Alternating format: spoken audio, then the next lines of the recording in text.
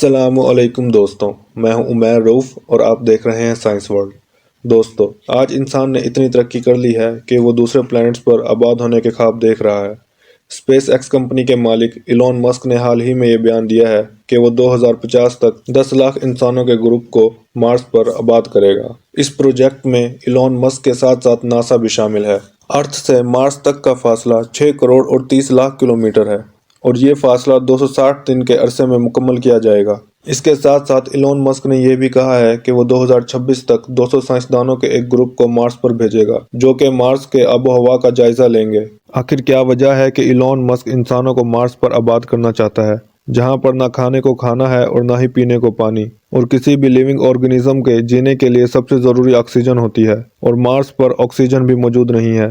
اصل میں بات یہ ہے کہ زمین پر انسانوں کی آبادی بہت تیزی سے بڑھ رہی ہے اور ایک وقت یہ آئے گا کہ انسانوں کے لیے زمین پر رہنا بہت مشکل ہو جائے گا، اور ساتھ ساتھ انسان نے اپنی ضروریات زندگی کو مکمل کرنے کے لیے زمین سے فوسل فیول اور ایندھن نکالا ہے، جس سے زمین کا درجہ حرارت بھی بہت تیزی سے بڑھ رہا ہے۔ زمین کا بڑھتا ہوا یہ ٹیمپریچر آہستہ آہستہ اتنا زیادہ ہو جائے گا کہ یہاں پر انسانوں کا رہنا ناممکن ہو جائے گا، اور پھر فیکٹریوں سے نکلنے والے دھوئیں کی وجہ سے اوزون لیئر میں ایک بہت بڑا سوراخ ہو گیا ہے، جس سے طرح طرح کی بیماریاں جنم لیتی ہیں۔ بس یہی وجہ ہے کہ ایلون مسک اور ناسا چاہتا ہے کہ انسان جلد از جلد اپنے رہنے کے لیے کوئی اور پلانٹس کو دریافت کر لیں، کیونکہ یہ دنیا بہت جلدی انسانوں کے رہنے کے قابل نہیں رہے گی۔ دوستو، مارس پر رہنے کا خواب جتنا زیادہ انٹرسٹنگ ہے اتنا ہی زیادہ پیچیدہ اور مشکل بھی ہے۔ مارس کو انسانوں کے رہنے کے قابل بنانے کے لیے سائنسدانوں کو بہت سی مشکلات کا سامنا کرنا پڑ رہا ہے، جس میں سے چند ایک مشکلات پر آج ہم بات کریں گے۔ کسی بھی جاندار کو زندہ رہنے کے لیے سب سے ضروری آکسیجن ہوتی ہے، جو کہ ارتھ پر وافر مقدار میں موجود ہے۔ آکسیجن پیدا کرنے کا ایک بہت بڑا ذریعہ پودے اور درخت ہیں۔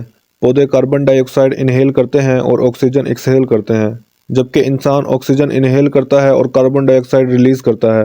مارس پر زندہ رہنے کے لیے سب سے زیادہ چیلنجنگ چیز آکسیجن ہی ہے۔ زمین پر آکسیجن کی مقدار 21% ہے، جو کہ کسی بھی لیونگ آرگنزم کے زندہ رہنے کے لیے پرفیکٹ ہے، جبکہ مارس پر آکسیجن کی مقدار صرف 0.13% ہے، جبکہ کاربن ڈائی آکسائڈ 70% سے بھی زیادہ ہے۔ انسان مشکل سے 2 منٹ تک بھی مارس پر زندگی نہیں گزار سکتا۔ اب ہم میں سے بہت سے لوگ یہ سوچ رہے ہوں گے کہ مارس پر آکسیجن کو بیلنس کرنے کے لیے بہت سے پودے لگائے جائیں۔ پودے کو زندہ رہنے کے لیے صرف کاربن ڈائی آکسائڈ کی ضرورت نہیں ہوتی، بلکہ اس کو مناسب مقدار میں پانی اور سورج کی روشنی کی بھی ضرورت ہوتی ہے، اور سٹارٹ میں مارس پر ایک بیلنس اماؤنٹ میں آکسیجن پیدا کرنے کے لیے بہت زیادہ مقدار میں پودے لگانا ہوں گے، جو کہ ایک ناممکن سی بات ہے۔ ناسا حال ہی میں ESA کمپنی کے ساتھ مل کر آکسیجن کے پروجیکٹ پر کام کر رہی ہے۔ اس پروجیکٹ میں مارس کی مٹی کو ایک خاص ٹیمپریچر پر گرم کر کے اس مٹی میں سے آکسیجن کے پارٹیکلز کو علیحدہ کر لیا جائے گا اور بعد میں ان پارٹیکل سے آکسیجن بنائی جائے گی۔ اصل میں میکسی ایک روبوٹ کا نام ہے جس کو بہت جلد مارس کے مختلف علاقوں میں بھیجا جائے گا، جہاں پر جا کر وہ کاربن ڈائی آکسائڈ کی مدد سے پارٹیکلز کو علیحدہ کر کے آکسیجن بنائے گا۔ اس کے ساتھ ساتھ ناسا کو حال ہی میں مارس پر برف کے نشانات بھی ملے ہیں، جس کے بارے میں ناسا کا یہ کہنا ہے کہ اگر یہ واقعی میں برف ہوئی تو یہ انسانوں کے لیے بہت زیادہ مددگار ثابت ہوگی۔ دوسری طرف ناسا یہ بھی کہہ رہا ہے کہ ایسا بھی ہو سکتا ہے کہ یہ زہریلی گیسوں کا مکسچر ہو۔ اس کے ساتھ ساتھ سائنٹسٹ مارس پر پیدا کرنے کے لیے آکسیجن کے مختلف طریقوں پر اور بھی کام کر رہے ہیں، جو کہ آنے والے وقت میں انسانوں کے لیے بہت زیادہ مددگار ثابت ہوں گے۔ آکسیجن کے بعد کسی بھی لیونگ آرگنزم کو زندہ رہنے کے لیے فوڈ کی ضرورت ہوتی ہے، اور خوراک کو مشینوں سے پیدا نہیں کیا جا سکتا۔ انسان کو مارس پر زندہ رہنے کے لیے اپنی خود کی خوراک پیدا کرنی ہوگی، جو کہ صرف پیڑ پودوں کی مدد سے ممکن ہے، اور اس کے ساتھ ساتھ پیڑ پودے آکسیجن بھی فراہم کرتے ہیں۔ پودے اگانے کے لیے پانی اور روشنی کے علاوہ زمین میں کیمیکل اور فزیکل پراپرٹیز کی ایک بیلنس اماؤنٹ کا موجود ہونا بھی ضروری ہے، جس کے بغیر پودے کو جنم نہیں دیا جا سکتا۔ مارس کی مٹی کو ریگولیت کہا جاتا ہے، جس میں زہریلے نمکیات کی بہت زیادہ مقدار شامل ہے، مگر یہاں پر ایک اچھی بات یہ ہے کہ اس مٹی کو دھو کر صاف کیا جا سکتا ہے، جس کے بعد اس میں پودوں کو لگایا جا سکتا ہے۔ اس کے علاوہ مارس کا ایک اور مسئلہ وہاں پر تبدیل ہوتا ہوا موسم ہے۔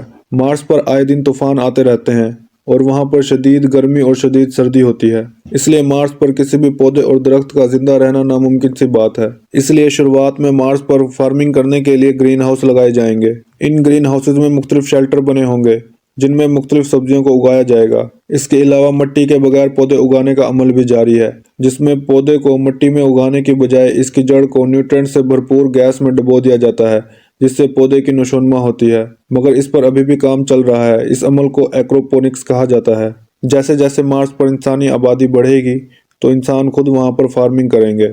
साइंसदानों का कहना है कि मार्स पर शुरुआत में सिर्फ आलू उगाए जाएंगे, फिर वक्त गुजरने के साथ साथ दूसरी सब्जियों पर भी काम किया जाएगा। खाने और ऑक्सीजन के बाद तीसरा बड़ा मसला रिहाइश का है। मार्स पर ऐसे शेल्टर्स की जरूरत है जो कि शदीद तरीन सर्दी के साथ साथ शदीद तरीन गर्मी को भी बर्दाश्त कर सकें, जिसके लिए साइंटिस्ट्स ने हाल ही में मार्स आइस होम का तजर्बा किया है। आइस होम बनाने के लिए पहले मार्स पर रोबोट्स को भेजा जाएगा जो कि वहां पर जाकर इंसानों के रहने के लिए आइस होम बनाएंगे। उसके बाद वहां पर इंसानों की आबादी को कॉलोनाइज किया जाएगा। मार्स आइस होम एक बड़ा इन्फ्लेटेबल टोरस है जिसकी शक्ल एक ट्यूब की तरह होती है जो कि चारों तरफ से एक खास किस्म की लिक्विड आइस से घिरी हुई होती है। ये आइस इस कदर फायदेमंद है कि स्पेस से आने वाली कॉस्मिक रेस के खिलाफ शील्डिंग प्रोवाइड करती है। यही वजह है कि मार्स आइस होम को मुकम्मल तौर पर इस आइस से ढका गया है। स्पेस से आने वाली कॉस्मिक रेज इतनी खतरनाक हैं कि ये इंसान की स्किन में दाखिल होकर डीएनए को नुकसान पहुंचा सकती हैं, जिससे कैंसर जैसी बीमारियां जन्म ले सकती हैं। इस खास किस्म की आइस को इस तरह बनाया गया है कि सूरज से आने वाली रोशनी इससे दाखिल होकर अंदर बैठे हुए लोगों को रोशनी फराहम करेगी। ये आइस होम सख्त मौसम बर्दाश्त करने के साथ साथ अल्ट्रावायलेट रेडिएशन को भी रोकेगा। इस आइस होम का एक बड़ा फायदा यह है कि इसको आराम से बगैर किसी मुशक्कत के रोबोटिक्स की मदद से मुख्तलिफ टुकड़ों में अलग करके एक जगह से दूसरी जगह पर शिफ्ट किया जा सकता है और क्रू के आने से पहले दोबारा इसमें लिक्विड भरा जा सकता है, जिसके बाद क्रू आराम से इसमें रह सकता है। इसके अलावा इस आइस होम में मौजूद पानी को रॉकेट फ्यूल में तब्दील करके मार्स पर चलाने वाली गाड़ियों में इस्तेमाल किया जा सकता है, यानी कि ये मार्स आइस होम होने के साथ साथ स्टोरेज टैंक का भी काम करता है। इस आइस होम में टेम्परेचर को बैलेंस करने के लिए कार्बन डाइऑक्साइड की एक लेयर भी शामिल की जाएगी और कार्बन डाइऑक्साइड तो वैसे भी मार्स पर बहुत ज़्यादा मिकदार में मौजूद है जो कि आसानी से फराहम हो सकती है। इसके अलावा इस आइस होम को मुकम्मल तौर पर बंद किया जाएगा। दोस्तों, क्या आपको लगता है कि क्या इंसान वाकई मार्स पर जिंदगी गुजार सकेगा या फिर ये ख्वाब सिर्फ ख्वाब ही रह जाएगा? अगर आपको ये वीडियो पसंद आई तो इस वीडियो को लाइक करें, चैनल को सब्सक्राइब करें। मिलते हैं अगली वीडियो में, तब तक के लिए खुदा हाफिज।